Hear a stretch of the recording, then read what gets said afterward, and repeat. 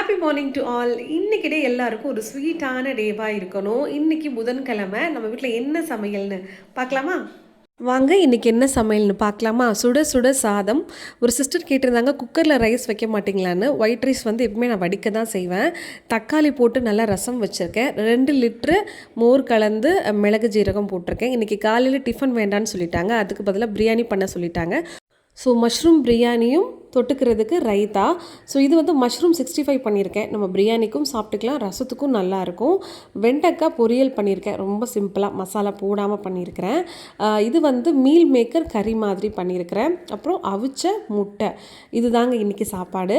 So 11 மணிக்கு எனக்கு சாப்பிட்றதுக்கு ஃப்ரூட்ஸ் ஆப்பிள், கொய்யாப்பழம் கொஞ்சம், லிச்சி கொஞ்சம், மாதுளம்பழம் கொஞ்சம் நான் கலந்து வச்சுருக்கிறேன். இது கவுனி அரிசி கஞ்சி, மத்தியானம் மோர் கலந்து எனக்கு லஞ்சுக்கு சாப்பிட்றதுக்கு. இது காலையில் சத்துமாவு கஞ்சிங்க.